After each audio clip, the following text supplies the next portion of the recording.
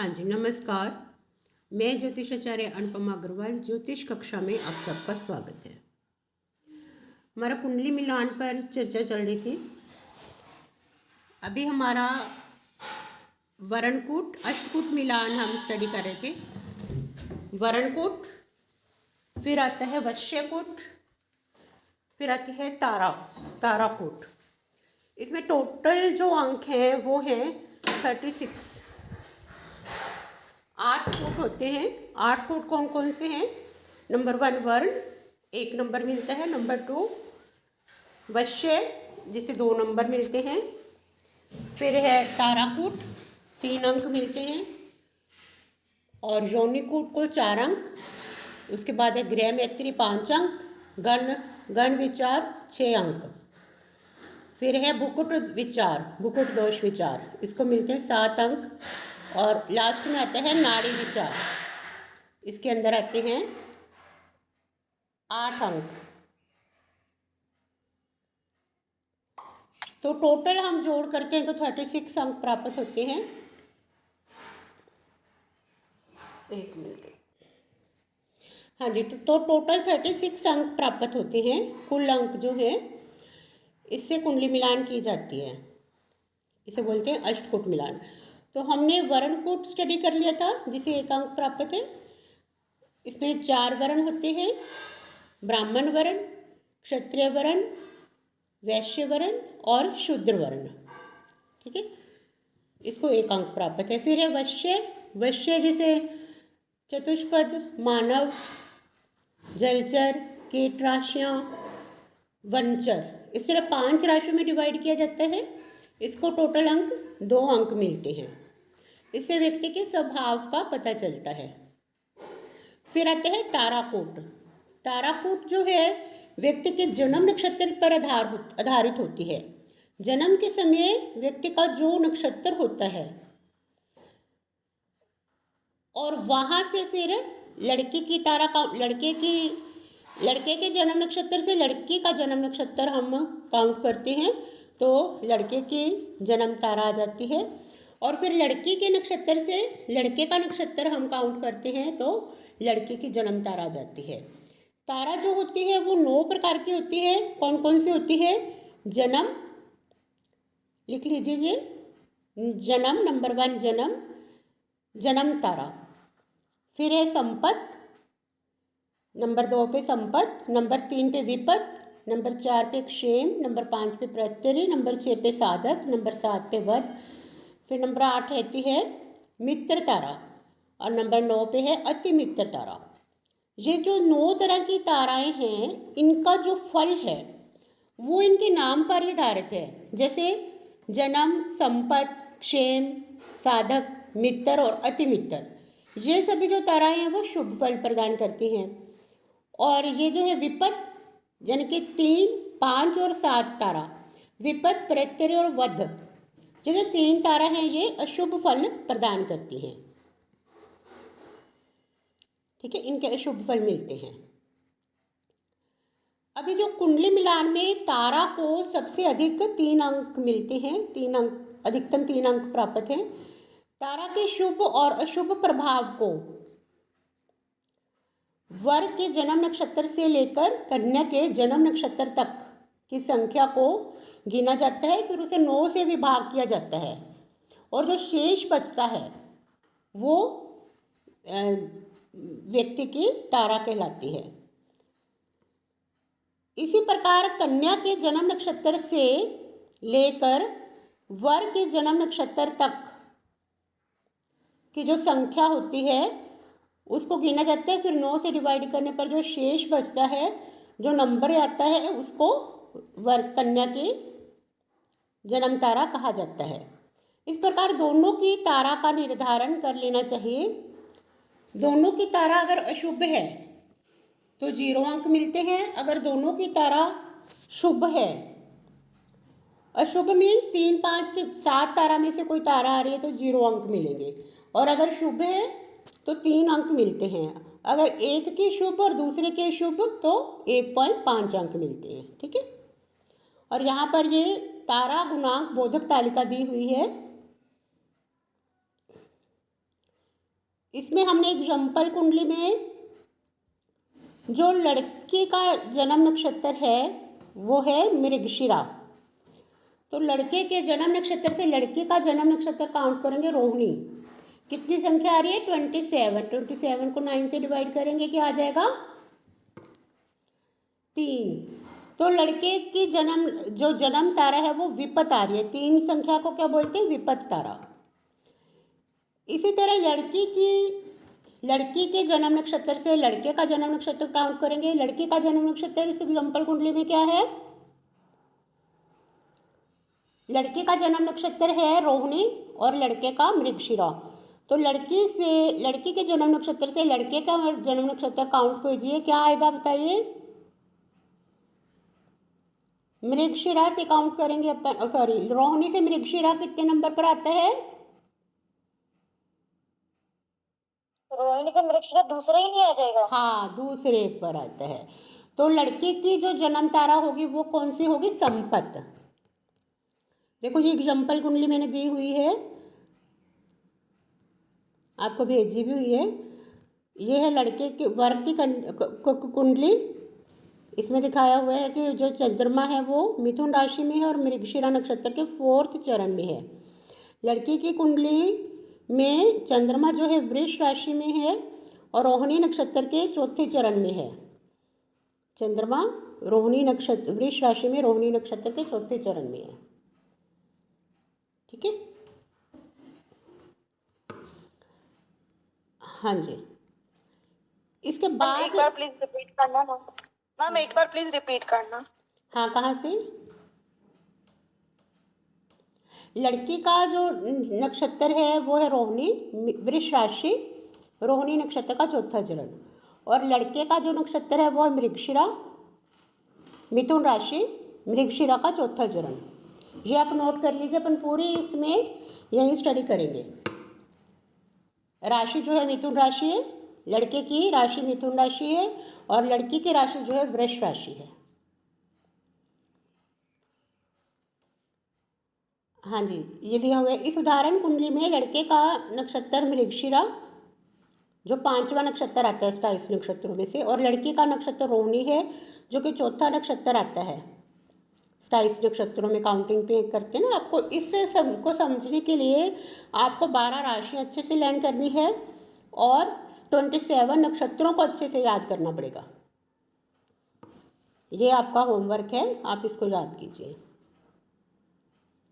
हाँ जी, अभी अपनी लड़की की जो जन्म तारा है वो लड़के की जन्म तारा आ रही विपत और लड़की की संपत। अब गुण मिलान बोधक तालिका में देखिए, ये तालिका है। ठीक है, यहाँ पर देखिए वर्ग की जन्म तारा कौन सी है? विपत, विपत के नीचे, और कन्या की जन्म तारा कौन सी है? संपत। अब संपत के नीचे हम मिलान करने पर क्या आया? 1.5। आप सबके पास ये बोधक तालिका है, आपको भेजी हुई ग्रुप में, उसमें से भी देख सकते हैं। तो कौन से पेज नंबर पे मैम ये हमारे नोट्स में? क्या चाहिए? ये जो तालिका है कौन से पेज नंबर पे है मैम? ये मैंने हमारे ग्रुप में नोट्स भेजी थी, आपको ग्रुप में भेजी ये हुई हमारी है। बुक में नहीं है, हमारे बुक में नहीं है, मैम ने ग्रुप में भेजी थी। ग्रुप में भेजी थी, आप इसको एक बार दोबारा से भेज दो निधि जी ग्रुप में।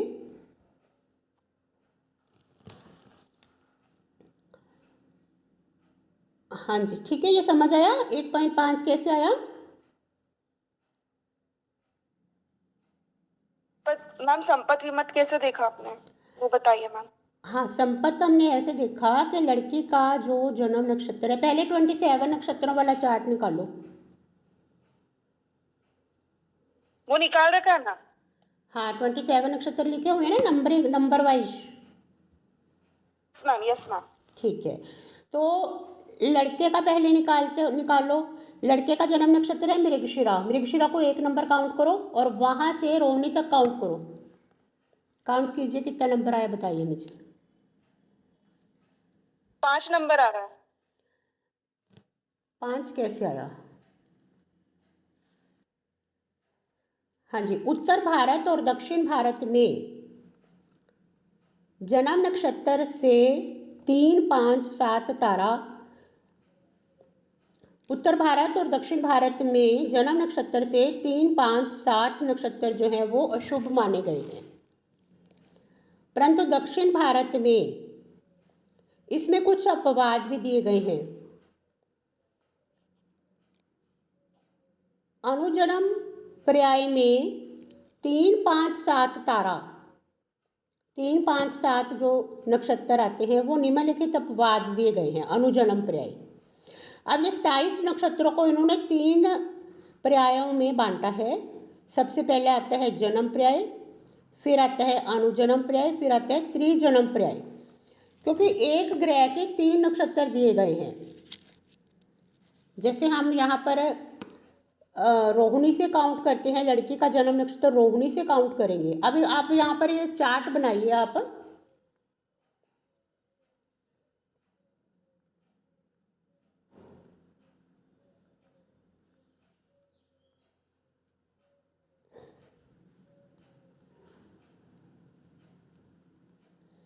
ये देखिए, ये जो चार्ट भी भेजो आप इसको, इनको ग्रुप में भेजा हुआ है, वैसे मैंने उस पर हेडिंग लगा दो। देखो, लड़की का जो जन्म नक्षत्र है वो है रोहिणी। अब ये पर्याय कैसे बनेंगे, 3 पर्याय कैसे बनेंगे। जो जन्म का नक्षत्र है उसको 1 नंबर पे लिख लीजिए, आप कॉपी में लिख लीजिए, कॉपी में बनाइए इनको। जन्म पर्याय के नीचे लड़की का जन्म नक्षत्र 1 है, तो जन्म पर्याय में रोहिणी के बाद कौन सा आता है, मृगशिरा, फिर आद्रा, फिर पुनर्वसु, फिर पुष्य, फिर अश्लेषा, फिर मघा, फिर पूर्व फाल्गुनी, फिर उत्तर फाल्गुनी। ये 9 अपन ने नक्षत्र लिखने हैं। तो ये जो 9 नक्षत्र हैं रोहिणी से लेकर उत्तरा फाल्गुनी तक, ये जन्म पर्याय में आते हैं। ठीक है, इनके नक्षत्र स्वामी जो अपने 9 ग्रह हैं, जैसे रोहिणी का है चंद्रमा, मृगशिरा का मंगल नक्षत्र स्वामी, आद्रा के भी 3 नक्षत्र हैं।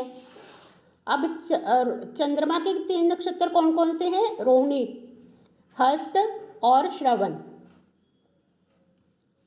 ठीक है, तो इन तीनों नक्षत्रों का जो नक्षत्र स्वामी है चंद्रमा है। अब मंगल के भी 3 नक्षत्र हैं, मृगशिरा, चित्रा और धनिष्ठा, इनका नक्षत्र स्वामी मंगल रहेगा। इस तरह ये अनुजन्म पर्याय जन्म पर्याय में 9 नक्षत्र आ गए। यहाँ तक क्लियर है? Yes ma'am. हाँ, फिर आपको ये चार्ट बनाइए कॉपी पे अलग से। रोहिणी नक्षत्र लड़की का जन्म नक्षत्र से काउंट कीजिए। रोहिणी नक्षत्र से जो लड़की का हो रहा है ये जन्म पर्याय, रोहिणी में उसके जन्म पर्याय में कौन से नक्षत्र आ रहे हैं, रोहिणी से लेकर उत्तरा फाल्गुनी तक। फिर आता है हस्त, फिर आता है अनुजन्म पर्याय। अब ये 9 नक्षत्रों के बाद अपना लास्ट में कौन सा था, उत्तरा फाल्गुनी। उत्तरा फाल्गुनी के बाद नेक्स्ट नक्षत्र कौन सा आता है, हस्त नक्षत्र। आप जो नक्षत्रों के नंबर लिखे हुए ना 27 नक्षत्र, उसमें से देख कर लिख लीजिए। फिर हस्त नक्षत्र, ये चंद्रमा का ही नक्षत्र आएगा यहाँ अनुजन्म पर्याय में भी, पहला नक्षत्र चंद्रमा का ही आएगा। हस्त के बाद चित्रा नक्षत्र स्वामी मंगल, फिर स्वाति नक्षत्र स्वामी राहु, फिर विशाखा नक्षत्र स्वामी गुरु, अनुराधा नक्षत्र स्वामी शनि, ज्येष्ठा नक्षत्र स्वामी बुध, मूल नक्षत्र स्वामी केतु, पूर्वाषाढ़ा नक्षत्र स्वामी शुक्र, उत्तराषाढ़ा नक्षत्र स्वामी सूर्य। ठीक है, ये जो 9 नक्षत्र हैं हस्त नक्षत्र से उत्तराषाढ़ा नक्षत्र तक, ये जो लड़के का चार्ट अपन लिख रहे हैं ये, इसमें ये क्या कौन से हैं, अनुजन्म पर्याय कहलाएंगे ये 9 नक्षत्र। फिर उत्तराषाढ़ा के बाद कौन सा नक्षत्र आता है, श्रवण, फिर आएगा त्रिजन्म पर्याय। इसमें श्रवण के बाद धनिष्ठा, श्रवण का नक्षत्र स्वामी चंद्रमा ही होता है। फिर धनिष्ठा नक्षत्र स्वामी मंगल, शतभिषा नक्षत्र स्वामी राहु, पूर्व भाद्रपद नक्षत्र स्वामी गुरु, उत्तरा भाद्रपद नक्षत्र स्वामी शनि, रेवती नक्षत्र स्वामी बुध। अब रेवती 27वां नक्षत्र है, उसके बाद कौन सा नक्षत्र आता है, पहला नक्षत्र रिपीट हो जाएगा। फिर आ जाएगा अश्विनी नक्षत्र स्वामी केतु, भरणी नक्षत्र स्वामी शुक्र, कृतिका नक्षत्र स्वामी सूर्य। तो ये श्रवण नक्षत्र से कृतिका नक्षत्र तक ये जो 9 नक्षत्र हैं इनको क्या बोलते हैं, त्रिजन्म पर्याय। ठीक है, तो ये हमने लड़की के जन्म नक्षत्र में तीनों पर्याय निकाल दिए। यहाँ क्लियर है, समझे? Yes ma'am.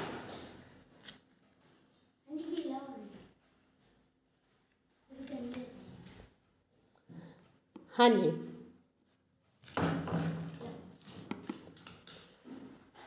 अब अभी जो मैम है, एक बार अनुजन्म लिख लेने दीजिए मैम। हाँ लिख लीजिए।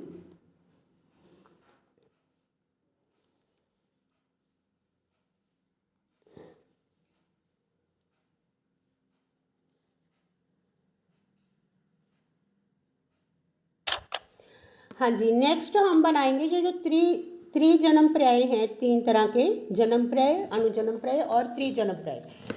अब इस उदाहरण कुंडली में वर का जन्म नक्षत्र मृगशिरा है और कन्या का जन्म नक्षत्र है रोहिणी। तो हम ये तीनों पर्याय अब वर की कुंडली में कैसे बनाएंगे? वर का जन्म नक्षत्र जो है मृगशिरा है, मृगशिरा को एक नंबर पे लिखेंगे। मृगशिरा से काउंट करके नेक्स्ट जो 27 नक्षत्र हैं वो सीरियल वाइज चलेंगे। यह है जन्म पर्याय। जन्म पर्याय में नंबर 1 पे आएगा मृगशिरा नक्षत्र, फिर नंबर 2 पे आद्रा, 3 पे पुनर्वसु, 4 पे पुष्य, फिर अश्लेषा।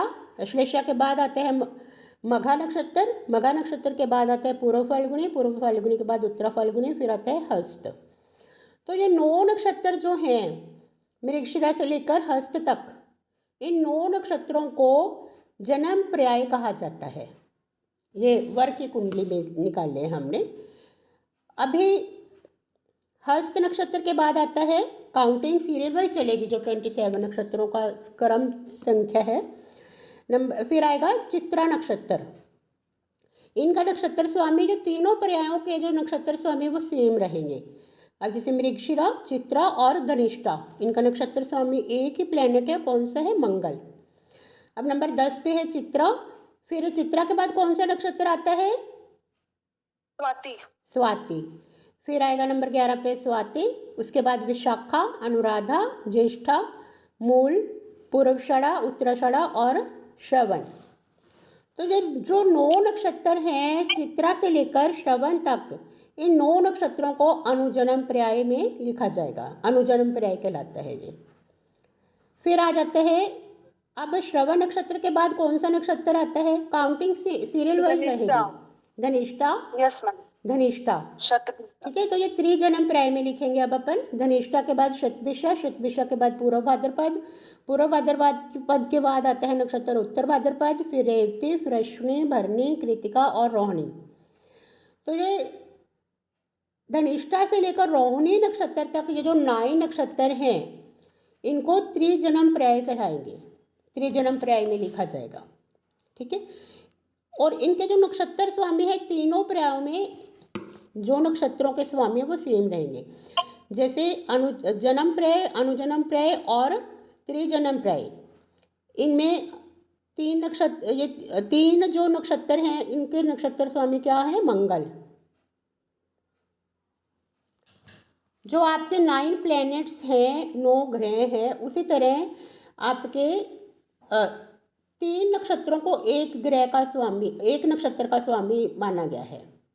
3 नक्षत्रों को एक ग्रह दिया गया है 27 में से। ठीक है, यहाँ तक क्लियर है? Yes ma'am. हाँ जी, तो फिर अपना जो परिहार है, परिहार क्या है? जैसे उत्तर भारत में तो 3, 5, 7 जो तारा है, विपत, प्रत्यय और वध, 3, 5, 7 तारा अशुभ मानी गई है। ये जो नक्षत्र हैं वो अशुभ माने गए हैं। अब अपवाद क्या है? दक्षिण भारत में अनुजन्म पर्याय में तीसरे नक्षत्र का पहला पद विवाह के लिए शुभ है। लिख लीजिए ये पॉइंट। अनुजन्म पर्याय में, अनुजन्म कौन सा? वो सेकंड वाला जो आता है। अनुजन्म पर्याय में तीसरे नक्षत्र का, तीसरा नक्षत्र जो अशुभ माना गया है ना, विपत आता है, तो तीसरे नक्षत्र में, हर नक्षत्र में 4 चरण होते हैं। तीसरे नक्षत्र का जो पहला पद है वो विवाह के लिए अशुभ है, परंतु जो बाकी के 3 पद हैं, 2, 3 और 4 पद, ये अशुभ नहीं होते यदि दूसरे कूट अच्छे से मिलते हैं, तो जो तारा को फिर शुभ मान लेते हैं। इसी तरह जो 5वां नक्षत्र है, 5वें नक्षत्र का चतुर्थ पद अशुभ है, परंतु 1, 2, 3 पद शुभ हैं। फिर आते 7वें नक्षत्र का तीसरा पद अशुभ है और 1, 2, 4 पद शुभ हैं। जब लड़की का जन्म नक्षत्र रोहिणी हो तो लड़के का अगर स्वाति नक्षत्र का 2, 3, 4 पद आ रहे हैं तो वो शुभ रहेंगे। और लड़के का जन्म नक्षत्र अगर अनुराधा है, लड़की का जन्म नक्षत्र रोहिणी हो और लड़के का जन्म नक्षत्र अनुराधा का 1, 2, 3 पद तो शुभ रहेंगे और चौथा पद अशुभ है, जो हमने अभी ऊपर लिखाया है उसी को रिवाइज कर रहे हैं। तो लड़के के मूल नक्षत्र, अगर लड़की का रोहिणी नक्षत्र है और लड़के के मूल नक्षत्र का 1, 2, 4 पद तो शुभ रहेंगे और 3 पद अशुभ रहेंगे, क्योंकि इसमें 3, 5, 7 तारा आती है ना वो। हाँ, तो ये अपवाद है भी। अगर इस तरह से मतलब कि सभी 3, 5, 7 तारा अशुभ नहीं होती, अगर ये पद अपने जो आपको लिखाए हैं ये पद हो तो तारा भी शुभ रह जाती है। अब अपवाद नियम 2 क्या है? जो हमने अपवाद नियम 1 में जो नियम बताए हैं वो तो है लड़की के जन्म नक्षत्र से लड़के का जन्म नक्षत्र काउंट कर रहे हैं, और फिर इसके बाद लड़के के जन्म नक्षत्र से लड़की के जन्म नक्षत्र की संख्या पर भी ये सेम नियम लागू होंगे। ठीक है। फिर आता है अपवाद नियम 3। त्रिजन्म पर्याय में, वो पहला कौन से अपवाद नियम थे? वो अनुजन्म पर्याय के लिए। अब है त्रिजन्म पर्याय में विपद, प्रत्यय व वध तारा के किसी भी पद का दोष नहीं होता अगर दोनों की तारा शुभ हो। अब अगर त्रिजन्म पर्याय में नक्षत्र पड़ रहे हैं दोनों के, तो इसमें किसी भी तारा का दोष नहीं लगता। अभी उपरोक्त यहाँ पर अपने लड़के के वो निकाल लिए, पूरे तीनों पर्याय निकाल लिए। पहले लड़की के निकाले, फिर हमने लड़के के निकाले। ठीक है। अब उपरोक्त उदाहरण कुंडली में ही ले लो। जो लड़के का जन्म नक्षत्र मृगशिरा चौथा पद है और लड़की का जन्म नक्षत्र रोहिणी है जिसका चौथा पद है। पद भी अपन को साथ में देखना है। एक नक्षत्र के 4 चरण होते हैं, उन्हीं को पद कहा जाता है। तो एक चरण जो है 3 डिग्री 20 कला का होता है और नक्षत्र होता है 13 डिग्री 20 कला का। तो अपन को पद भी देखना है, वो पद वो होते हैं जिसके पहले अक्षर पर नामकरण भी किया जाता है बच्चे के जन्म के समय। अब लड़की का जन्म नक्षत्र रोहिणी है, चौथा पद है, जो कि लड़के के जन्म नक्षत्र से लड़की का जन्म नक्षत्र तीसरा यानी विपत तारा हुआ, जो कि अशुभ होती है। अभी हमने देखा कि भाई लड़के के जन्म नक्षत्र से लड़की का जन्म नक्षत्र अपन काउंट किया तो 27 आया था ना, अपन ने पहले पढ़ चुके। 27 को 9 से डिवाइड किया तो 3 नंबर आया। तो लड़के की जो तारा है वो विपत आ रही है, जो अशुभ होती है। लेकिन अपवाद नियम 3 के अनुसार लड़की का जन्म नक्षत्र जो लड़की का जन्म नक्षत्र आ रहा है रोहिणी, वो त्रिजन्म पर्याय में आता है। त्रिजन्म पर्याय में विपत, प्रत्यय और वध तारा का कोई भी दोष नहीं लगता। तो ये तारा जो है इसमें शुभ मानी जाएगी। नंबर तो आपको 1.5 ही मिलेंगे, लेकिन जो तारा दोष नहीं लगेगा इसमें, ये अपवाद नियम के अनुसार, वो भी दक्षिण भारत में। उत्तर भारत में तो लोग 3, 5, 7 तारों को अशुभ ही मानते हैं, लेकिन दक्षिण भारत में ये अपवाद नियम है कुछ। तो दोनों की तारा शुभ है, इसलिए इसमें कोई तारा दोष नहीं है। ठीक है, यहाँ तक क्लियर हुआ? हाँ जी, इसके बाद है केवल वध तारा के लिए कुछ विशेष नक्षत्र दिए गए। वध तारा कौन सी है? जो सेवंथ तारा होती है, सेवंथ नक्षत्र होता है, उसे वध बोलते हैं, जिनके साथ कुंडली मिलान नहीं करनी चाहिए। अब यहाँ पर इस चार्ट में कुछ विशेष नक्षत्र दिए गए हैं, ये भी चार्ट भेज दीजिए, आपको पहले भेजा हुआ है मैंने ग्रुप में। हाँ जी, तो ये कौन से जो नक्षत्र हैं, सभी 27 नक्षत्रों के फल बताए गए हैं, ये नोट कर लीजिए। या तो वध तारा दोष तालिका, सबसे पहले आते हैं अश्विनी नक्षत्र। लड़की का अगर अश्विनी नक्षत्र है और लड़के का पुनर्वसु नक्षत्र हो, अश्विनी से एक बार पुनर्वसु काउंट करिए, कितना नंबर आएगा? अश्विनी 1 नंबर, 2 3 4 5, तो 5 तारा ये आ रही है, ये प्रत्यरी तारा है ना, सॉरी 5 तो मृगशिरा तक की आता है। हाँ, 7 तारा आएगी, 7 तारा आएगी, है ना। वेरी गुड, तो इसका मतलब आप ध्यान से सुन रहे हो, बहुत अच्छी बात है। हाँ जी, तो वध तारा आ रही है ये, है ना। तो अगर लड़के का जन्म नक्षत्र अश्विनी है और लड़के का जन्म नक्षत्र पुनर्वसु है, तो परिणाम क्या रहेगा? लड़कियां ज्यादा होती हैं। और लड़की का जन्म नक्षत्र भरणी है, लड़के का पुष्य है, तो क्या परिणाम रहेगा? सौभाग्यशाली रहेगा ये। लड़के का जन्म नक्षत्र कृतिका, लड़के का श्लेषा, तो फल क्या रहेगा? मृत्यु। लड़की का जन्म नक्षत्र रोहिणी, लड़के का मघा, तो इसमें लड़के ज्यादा होंगे। नेक्स्ट है मृगशिरा, लड़की का मृगशिरा, लड़के का पूर्व फाल्गुनी, तो मृत्यु या अलग होना। तो ये कुछ कॉम्बिनेशन बने हुए हैं, जो लड़की का अगर ऐसा नक्षत्र ये है और लड़के का ये हो, इस कॉम्बिनेशन में ये फल दिए गए हैं। ठीक है, लिख लीजिए आप। लड़की का आद्रा, लड़के का उत्तरा फाल्गुनी, तो सुख होता है। लड़के का पुनर्वसु, लड़के का हस्त। मैम ये क्या है? आफ्टर मैरिज जब बेबी का देखेंगे तो वो पारिवारिक सुख नहीं, जब हम कुंडली मिलान करते हैं, ये कुंडली मिलान करते हैं वर और कन्या, लड़का लड़की में वर और कन्या। कुंडली मिलान में अगर लड़की कन्या का जन्म नक्षत्र ये दिया हुआ है 27 नक्षत्र तक, अश्विनी से लेकर रेवती नक्षत्र तक दिए गए हैं 27 नक्षत्र, और उसी सेम नक्षत्र के सामने अगर लड़के का ये कॉम्बिनेशन बन रहा हो, अगर लड़की का अश्विनी है और लड़के का पुनर्वसु, तो ये स्पेशल फल दिए गए हैं।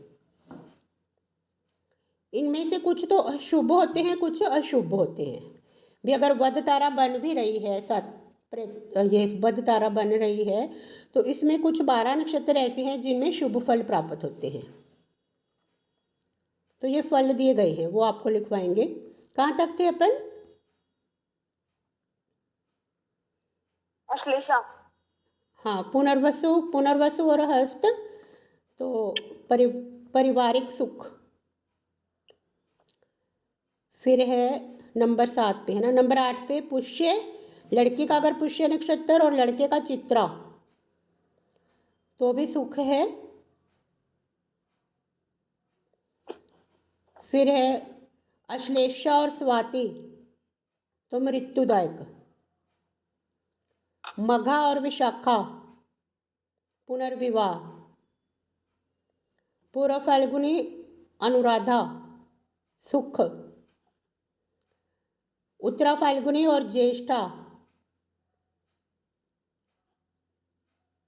झगड़े व पृथकता। हस्त व मूल, हानि वगैरह होती है। फिर है चित्रा और पूर्वषाढ़ा, मृत्युदायक। अपने अपने नक्षत्र काउंट करने लग गए होगे आप सभी, हस्बैंड वाइफ के? Yes ma'am. कौन कौन सा आ रहा है आपका? मैम मेरा चित्रा है और अंकुर का पूर्व भाद्रपद। हाँ, तो आपका तो सही है फिर। ये इसमें नहीं मेल कर रहा ना यहाँ पर। हाँ। नहीं, चित्रा और पूर्व भाद्रपद ही है सच। पूर्व भाद्रपद का नहीं, पूर्वषाढ़ा, नहीं, सॉरी, पूर्वषाढ़ा पूर्वषाढ़ा है यहाँ पर, पूर्वषाढ़ा, हाँ। हस्तमूल, हस्तमूल हानि, चित्रा पूर्वषाढ़ा, मृत्यु, और स्वाति उत्तराषाढ़ा, क्या है ये, लड़कियां ज्यादा। विशाखा और श्रवण, शत्रुता, अनुराधा और धनिष्ठा, मृत्यु। ज्येष्ठा और शतभिषा, लड़ाई व लड़ाई। पृथकता। मूल, और मूल के साथ क्या है, पूर्व भाद्रपद, सौभाग्य। फिर है पूर्व, मूल के बाद कौन सा है, पूर्वषाढ़ा, नहीं सॉरी, पूर्वषाढ़ा, हाँ। पूर्वषाढ़ा का उत्तराषाढ़ा, इसमें है प्रेम। उत्तर भाद्रपद, उत्तर भाद्रपद, हाँ। पूर्वषाढ़ा और उत्तर भाद्रपद, इसमें प्रेम आता है, ये भी शुभ हो गया। फिर आता है श्रवण, श्रवण के साथ अश्विनी, अश्विनी, ये मृत्युदायक। धनिष्ठा और भरणी, मृत्यु, मृत्यु। शतभिषा और कृतिका, मृत्यु, मृत्यु। पूर्व भाद्रपद और रोहिणी, लड़के, लड़के अधिक। उत्तर भाद्रपद और मृगशिरा, मृत्यु। रेवती और आद्रा, आद्रा, ये है झगड़े व पृथकता। तो ये कुछ 20 सब झगड़े व पृथकता। मैम इसमें जैसे अब ये नक्षत्र मैच नहीं हो रहा, चित्रा और पूर्व भाद्रपद, तो हम क्या समझेंगे? तो ये जो 27 नक्षत्र है, अगर लड़की का नक्षत्र इन 27 नक्षत्रों में से लड़के के नक्षत्र ये वाले हो जो हमने कॉम्बिनेशन बनाए हैं, तो ये परिणाम दिखाए हुए हैं इन्होंने। इनमें से कुछ तो शुभ है, कुछ अशुभ। हाँ, आप क्या कह रहे थे? जो नहीं है मैम वो तो फिर मेरा चित्रा है, नॉर्मल है ना। अच्छा, ये नॉर्मल है। हाँ, वो तो अपन काउंट करेंगे ना आगे से, जैसे वो निकाल लेंगे सारी चीज़ें, कौन सा आ रहा है आपका, कौन से नंबर पे आ रहा है, काउंट करो वो। इसी तरह अपना जैसे मैंने ये बनवाए हैं ना, अनुजन्म त्रिजन्म, तो निकाल लो तीनों के। पहले तो तारा निकाल लो, विपद संपत, कौन सी तारा निकल रही है ना। फिर आपके नंबरिंग काउंट करेंगे। और फिर ये वध तारा में कुछ 12 नक्षत्र ऐसे हैं जो शुभ फल दे रहे हैं। वध तारा भी होती है लेकिन फल शुभ रहते हैं। ये तारा तो वध रहेगी, 7 तो जैसे शुभ भी रहती है हमेशा ही, लेकिन इसमें ये है। अब महर्षि कश्यप ने ऊपर लिखित वध तारा के मिलान की तालिका दी है। इस तालिका में कुछ नक्षत्रों का योग शुभ है जो वध तारा से प्रभावित नहीं माने जाते। तो वो जो कौन कौन से नक्षत्र हैं जो उनमें से शुभ फल, ऊपर जो सारे 27 नक्षत्रों के फल हैं उसमें कुछ शुभ हैं, जैसे अश्विनी और पुनर्वसु। अश्विनी और पुनर्वसु का शुभ है। इसका फल क्या था? लड़कियां ज्यादा। इन्होंने लड़कियां ज्यादा को अशुभ नहीं माना है, भाई बच्चे तो हो ही रहे ना, इन्होंने शुभ माना है इनको। भरणी और पुष्य, इसका क्या है? सौभाग्य। रोहिणी और मघा, आप बताओ ऊपर से इसका फल बताना। रोहिणी और मघा का क्या फल है?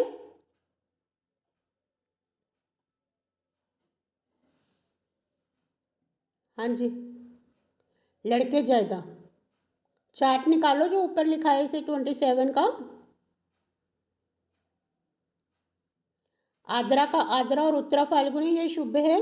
पुनर्वसु हस्त, पुष्य चित्रा, पूर्व फाल्गुनी अनुराधा, स्वाति उत्तराषाढ़ा, मूला पूर्व भाद्रपद, और पूर्वषाढ़ा उत्तरा भाद्रपद, पूर्व भाद्रपद रोहिणी। ये आपस में कुछ नक्षत्रों का कॉम्बिनेशन है जो वध तारा होने के बावजूद भी शुभ फल देते हैं। हाँ जी, यहाँ तक क्लियर है? यस। यदि लड़की का नक्षत्र भरणी है और लड़के का नक्षत्र पुष्य है तो दोनों नक्षत्र एक दूसरे से एक दूसरे वध तारा पर हैं, वध तारा पर हैं, परंतु महर्षि कश्यप की तालिका के अनुसार इस मिलान का परिणाम सौभाग्य है, इसलिए ताराकूट शुभ है। उपरोक्त नक्षत्रों का मिलान शुभ है जिनमें वध तारा का दोष नहीं लगेगा। ये कुछ स्पेशल नक्षत्र हैं जिनमें वध तारा का दोष नहीं लगता। ठीक है। अब अपवाद नियम 4, हस्त लिख लीजिए। ये अपवाद नियम 4, हस्त व तीनों उत्तरा फाल्गुनी, तीन उत्तरा फाल्गुनी उत्तरा आती है ना, उत्तरा वाले नक्षत्र, एक हस्त और तीनों उत्तरा। कौन कौन से हैं? उत्तरा फाल्गुनी, उत्तराषाढ़ा और उत्तर भाद्रपद। ये इन नक्षत्रों के लिए विपत्त व प्रत्यरी, प्रत्यरी पांचवी नक्षत्र होता है, प्रत्यरी तारा का दोष नहीं होगा। मान लीजिए लड़की का जन्म नक्षत्र हस्त है और लड़के का जन्म नक्षत्र स्वाति, जो तीसरा नक्षत्र है, या अनुराधा जो लड़की के नक्षत्र से पांचवा नक्षत्र है, इसके साथ विवाह शुभ रहेगा, तारा दोष नहीं लगेगा। ठीक है। अगर लड़के और लड़की के नक्षत्रों में से ये 4 नक्षत्र आ जाते हैं, हस्त, उत्तरा फाल्गुनी, उत्तराषाढ़ा और उत्तर भाद्रपद, तो उसको तारा दोष नहीं लगता।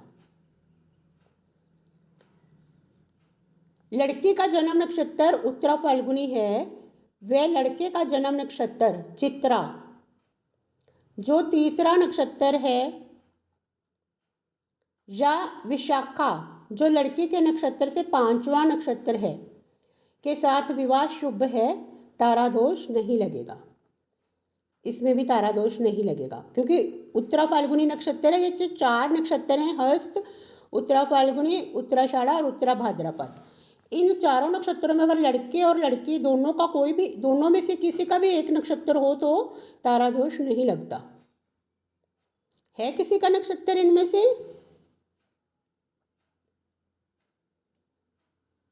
हाँ जी,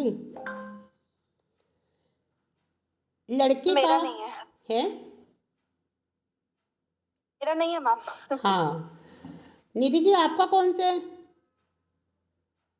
पता ही नहीं मैम। निकाल के रखो।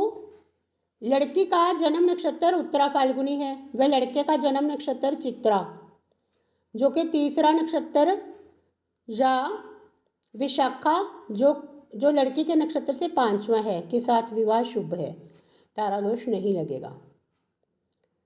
इसी तरह लड़की का जन्म नक्षत्र उत्तराषाढ़ा है, व लड़के का जन्म नक्षत्र धनिष्ठा। ये कॉम्बिनेशन दिए गए हैं, अगर यहाँ ये है तो इससे अपन पांचवा या तीसरा गिनते हैं तो ये तारा आ जाते हैं।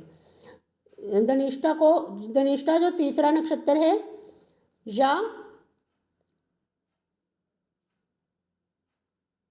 या पूर्व भाद्रपद जो लड़की के नक्षत्र से पांचवा नक्षत्र के साथ विवाह शुभ है।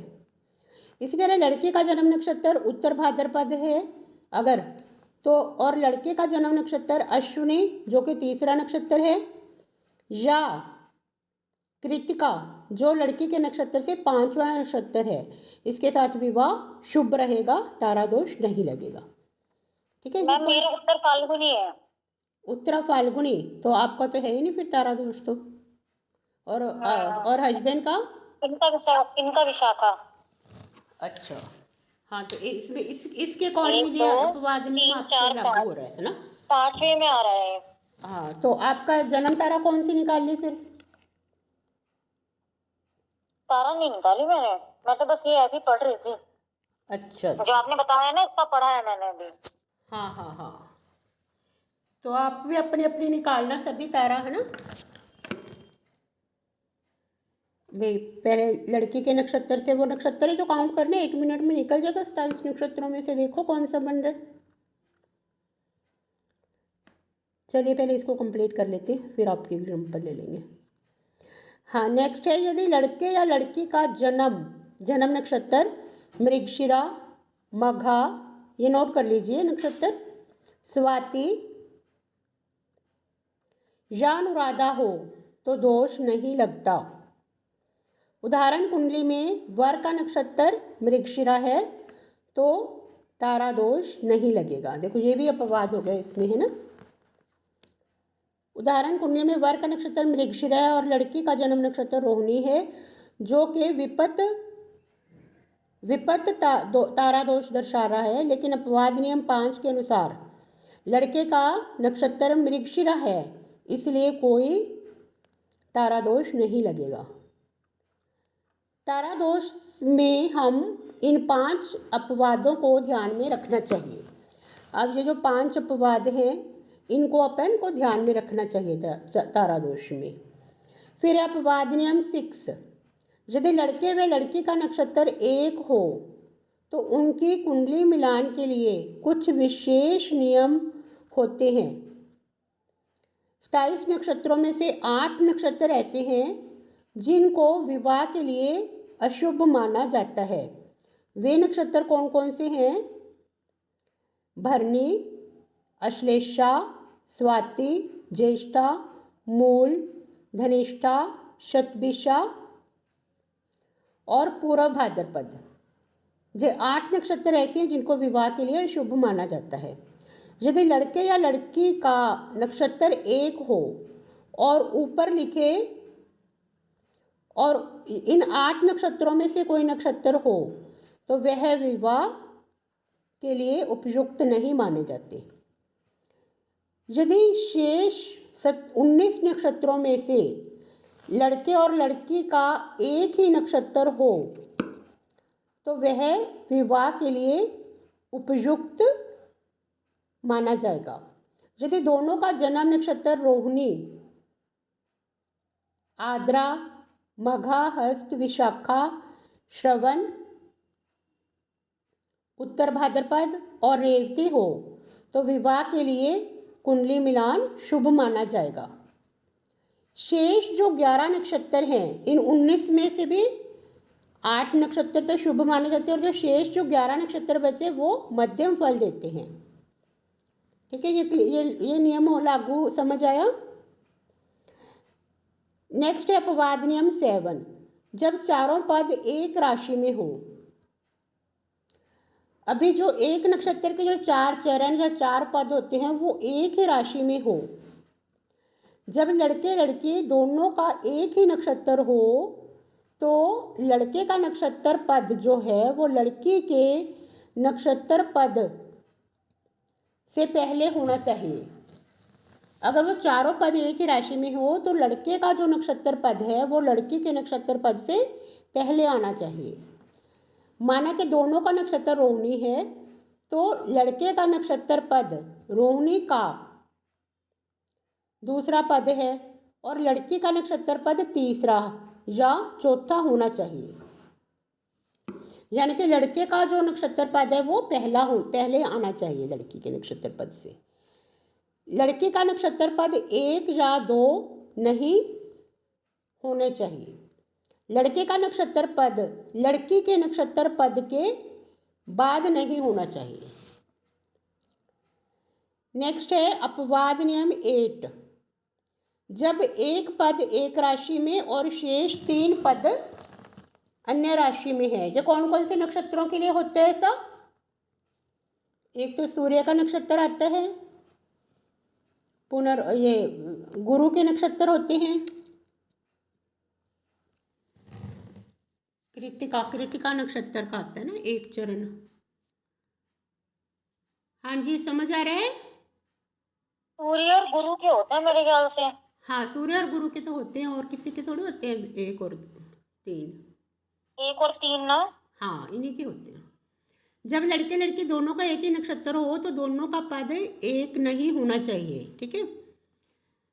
अपवाद नियम 9, अपवाद नियम 8 क्या है? जब एक पद एक राशि में और शेष 3 पद अन्य राशि में हो।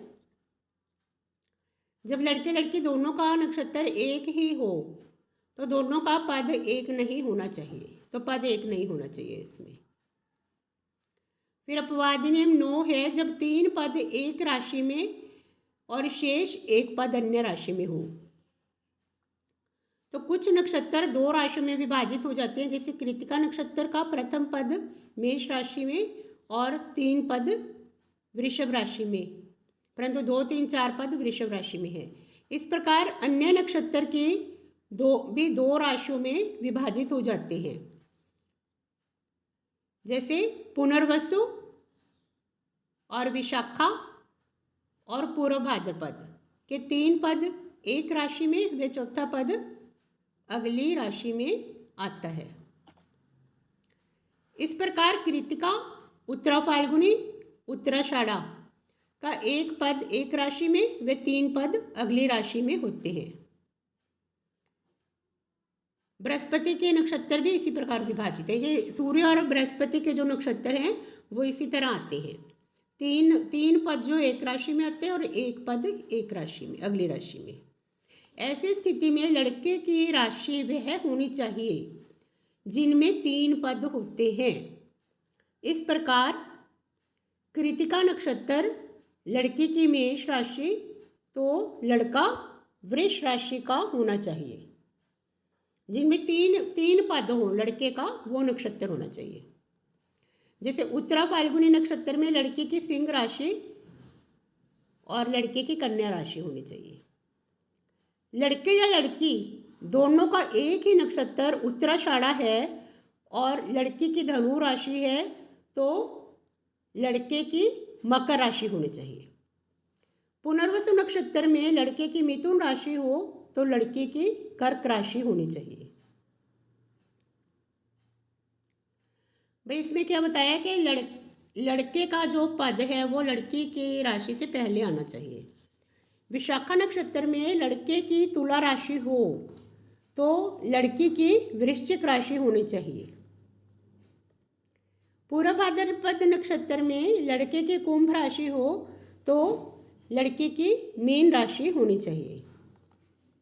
नेक्स्ट लिखिए अपवाद नियम 10। जब 2 पद एक राशि में हो।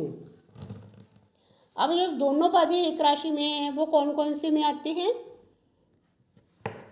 वृष और मृगशिरा, ये मंगल के नक्षत्रों के आते हैं। एक तो कई नक्षत्रों के 2 पद एक राशि में, वे शेष 2 पद अगली राशि में होते हैं। जैसे मंगल के नक्षत्र कौन कौन से हैं? मृगशिरा, चित्रा और धनिष्ठा। ऐसी दशा में लड़के की राशि पहले होनी चाहिए तथा लड़की की राशि पिछली राशि होनी चाहिए। जैसे मृगशिरा नक्षत्र की वृष राशि और लड़के की वृष राशि होनी चाहिए और लड़की की मिथुन राशि होनी चाहिए। चित्रा नक्षत्र में लड़के की कन्या राशि और लड़की की तुला राशि होनी चाहिए। धनिष्ठा नक्षत्र में लड़की की मकर राशि और लड़की की कुंभ राशि होनी चाहिए। फिर अपवाद नियम 11। यह एक नियम है कि यदि दोनों की राशि अलग अलग है परंतु लड़के का नक्षत्र लड़की के नक्षत्र से 27वां नक्षत्र नहीं होना चाहिए। अगर दोनों की राशि अलग अलग आ रही है तो लड़की का जो नक्षत्र है वो तो इसमें इस नियम में क्या बताया है कि लड़के का जो नक्षत्र है वो लड़की के नक्षत्र से 27वां नहीं होना चाहिए। ठीक है, लड़के का नक्षत्र लड़की के नक्षत्र से 27वां नहीं होना चाहिए। किंतु रेवती नक्षत्र को अपवाद में लिया जाता है जो कि अश्विनी नक्षत्र से 27वां है। 27 नक्षत्र पर है। हाँ, मान लीजिए लड़की का नक्षत्र अश्विनी है तो लड़के का नक्षत्र रेवती होगा जो कि 27वां नक्षत्र है। ये हो सकता है, खाली एक अपवाद है रेवती नक्षत्र के लिए, परंतु दूसरे नक्षत्रों के 27वां नक्षत्र के लिए निम्न अपवाद हैं। कौन कौन से हैं वो अपवाद? यदि दोनों की राशि एक हो तो 27वां नक्षत्र का मिलान किया जा सकता है। अगर दोनों की राशि एक हो, यदि दोनों की राशि एक हो तो 27वें नक्षत्र का मिलान किया जा सकता है। जैसे लड़की का जन्म नक्षत्र भरणी है और लड़के का जन्म नक्षत्र अश्विनी है। अश्विनी नक्षत्र जो है 27वां नक्षत्र हो गया ना, तो दोनों का मिलान ठीक है क्योंकि लड़के का भरणी और लड़की का कृतिका, तो इनकी राशि सेम हो गई।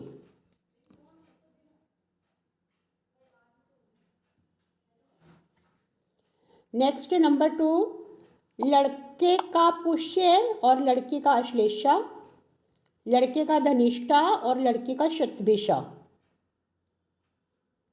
धनिष्ठा और शतभिषा ये 27वें नक्षत्र हो गए, लेकिन इनकी राशि सेम आ रही है। यद्यपि इनकी एक राशि है, फिर भी कुंडली मिलान नहीं किया जा सकता।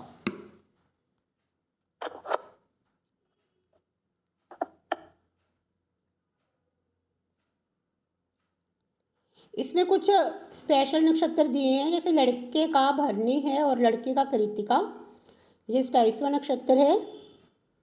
इसमें कुछ अपवाद हैं, जैसे उसने बोला अगर सेम राशि है तो 27वें नक्षत्र में मिलान हो सकते हैं, लेकिन ये कुछ स्पेशल नक्षत्र हैं। अगर लड़के का भरणी है और लड़की का कृतिका,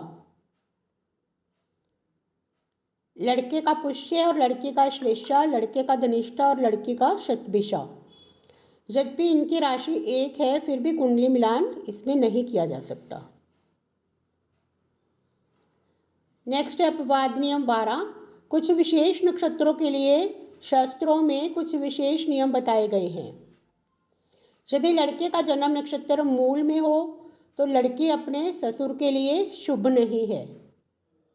अश्लेषा है तो सास के लिए शुभ नहीं है। ये लड़की के नक्षत्र बताए गए हैं स्पेशल। लड़की का अगर ज्येष्ठ है तो वो लड़के के बड़े भाई यानी जेठ के लिए अशुभ है। लड़की का विशाखा नक्षत्र है तो लड़के के छोटे भाई यानी देवर के लिए अशुभ है। लेकिन कुछ विद्वानों के अनुसार मूल नक्षत्र का प्रथम पद अशुभ है, शेष 2, 3, 4 पद शुभ हैं। कुछ अन्य विद्वानों के अनुसार मूल नक्षत्र का प्रथम पद ससुर के लिए, द्वितीय पद सास के लिए, तीसरा पद धन के लिए अशुभ होता है, परंतु चतुर्थ पद शुभ होता है। परंतु यह निश्चित है कि मूल नक्षत्र वाली कन्या यदि प्रथम चरण या पद में हो तो लड़के के पिता के लिए शुभ नहीं होती। जैसे अश्लेषा नक्षत्र है, जिस लड़की का जन्म नक्षत्र अश्लेषा का प्रथम पद है वह लड़के की माता के लिए शुभ नहीं होती। फिर है विशाखा नक्षत्र, जिस लड़की का जन्म नक्षत्र विशाखा नक्षत्र का चतुर्थ पद है वह लड़के के छोटे भाई के लिए शुभ नहीं है। फिर आता है ज्येष्ठा नक्षत्र, देखो नाम से ही शो हो जाता है, ज्येष्ठा मीन्स जेठ। जिस लड़की का जन्म नक्षत्र ज्येष्ठा होता है वह लड़के के बड़े भाई के लिए शुभ नहीं है। इस प्रकार हम कह सकते हैं यह दोष केवल लड़की पर ही प्रयोग किए जाते हैं, लड़के के जन्म नक्षत्र पर नहीं। ठीक है, परंतु कुछ विद्वान दोनों पर ही प्रयोग करते हैं। परंतु मृत्यु का संबंध जो है वो लड़की के यानी जो पुत्र वधू है के साथ नहीं होता। यदि लड़के के पिता की मृत्यु होनी है तो उसकी कुंडली के योगों, मारक ग्रहों व दशा अंतरदशा तथा गोचर के फल के कारण होती है, पुत्र वधू के जन्म नक्षत्र के कारण नहीं होती। लड़की या लड़के के जन्म नक्षत्र को दोष देना सर्वथा अनुचित है। यदि पिता को मरना है तो माता के भाग्य में भी उस समय वैधव्य योग होगा। दशा अंतरदशा में उसका वैधव्य योग चल रहा होगा। लड़के की कुंडली में भी पिता की मृत्यु का योग दशा अंतरदशा में चल रहा होगा। इस प्रकार परिवार के अन्य सदस्यों में भी अनिष्ट योग चल रहे होंगे। केवल दूसरे परिवार से आई कन्या पर दोष मढ़ना उचित नहीं। हाँ, यदि लड़की की भी ऐसी ही दशा अंतरदशा चल रही है, ऐसे कि वह ऐसे नाव में सवार हुई जहाँ अनिष्ट होना ही था। एक तारा के मिलान में जो कमी है वह यह है कि एक नक्षत्र होने के कारण उनकी नाड़ी एक हो जाती है, तो नाड़ी भी एक होगी जो स्वास्थ्य की ओर इंगित करती है। अर्थात एक नक्षत्र वाले लड़के और लड़की का स्वास्थ्य ठीक न रहने की संभावना बढ़ जाती है। तो ये हुए तारा के अपवाद नियम, ताराकूट। तो संक्षिप्त में हम क्या पढ़ा है, दक्षिण भारत में लड़की के जन्म नक्षत्र से केवल नक्षत्र संख्या गिनी जाती है, उत्तर भारत में दोनों से ही गिनी जाती है। 3, 5, 7 तारा को जन्म पर्याय में होने पर मिलान नहीं करना चाहिए। प्रथम पद तीसरी तारा, चतुर्थ पद 5वीं तारा तथा तृतीय पद 7वीं तारा का अनुजन्म पर्याय में मिलान नहीं करना चाहिए। पर्याय की उत्तर भारत में प्रथा नहीं है, ये दक्षिण भारत में ही माने जाते हैं जो तीनों पर्याय हैं। जो त्रिजन्म पर्याय में तारा दोष नहीं होता, परंतु उत्तर भारत में 3, 5, 7 तारा को अशुभ मानते हैं। हस्त, उत्तरा, फाल्गुनी, उत्तराषाढ़ा, उत्तर भाद्रपद में 3, 5 तारा का दोष नहीं मानते। नेक्स्ट है मृगशिरा, मघा, स्वाति तथा अनुराधा में तारा दोष नहीं मानते। वध तारा 7वीं तारा का दोष कुछ विशेष नक्षत्रों में, जो हमने तारा दोष तालिका में बताया है, कुछ विशेष नक्षत्रों में नहीं मानते। फिर 12 अपवाद नियमों को ये जो 12 अपवाद नियम बताए गए हैं इनको ध्यान में रखना चाहिए। दोनों का नक्षत्र एक होने के कारण लड़के लड़की के स्वास्थ्य पर प्रभाव पड़ेगा। जो लगन व लग्नेश का बलवान होना आवश्यक है। इसलिए अगर लगन और लग्नेश अगर बलवान है तो एक नक्षत्र होने के कारण उनके स्वास्थ्य पर प्रभाव पड़ता है, तो उनका लगन और लग्नेश भी चेक कर लेना चाहिए, वो भी बलवान होने चाहिए। ठीक है, तो ये था अपना वर्ण को ताराकूट मिलान। ठीक है, आज की अपनी कक्षा यहीं समाप्त होती है। कोई क्वेरी है आप पूछ सकते हैं।